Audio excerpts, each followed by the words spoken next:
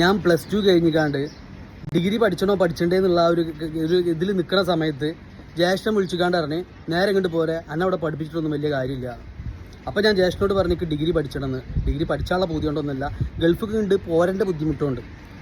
അങ്ങനെ ഞാൻ ഗൾഫിലേക്ക് പോന്ന് ഡിഗ്രി ഒരു 3 വർഷം പഠിച്ച് ടപ്പേത് 2 പൊട്ടിയപ്പോൾ ജ്യേഷ്ഠൻ പറഞ്ഞ് അന്നെ അവിടെ നിർത്തിയിട്ട് കാര്യമില്ല, നേരെ കണ്ട് പോരായിരുന്നു. 2013 ഇന്നെ ഗൾഫിലേക്ക് കൊടുന്ന എൻ്റെ ജ്യേഷ്ഠൻ്റെ അടുത്ത് അവിടെ ഉള്ള ഞാൻ കണ്ടാ ചിരിച്ചിട്ടില്ല.